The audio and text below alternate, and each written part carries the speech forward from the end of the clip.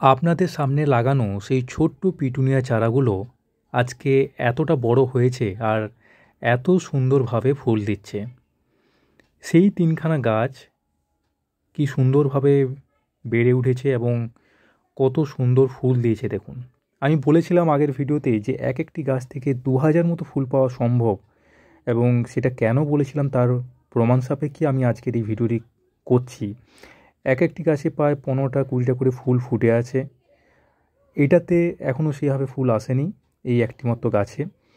কালারটা সেম, দুটো একই রকম কালার হয়েছে, আর একটা আলাদা। তো বাই কালার এগুলো, একটার সাথে আরেকটা কালার মেশানো, দেখতেই পাচ্ছেন। আর খুব সুন্দর কিন্তু হয়েছে। তো খাবার আমি বলেছিলাম যে 05234 যেটা ঘর থেকে এনেছি সেটা দেবো, না হয় ডিএপি দেবো।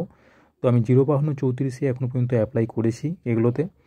আর দেখতে পাচ্ছেন তাতে খুব সুন্দরভাবে ফুল দিচ্ছে, প্রচুর কড়ি আছে। জল এখনও পর্যন্ত আমি মেপেই দিচ্ছি, সেরকমভাবে ঢেলে জল দিইনি।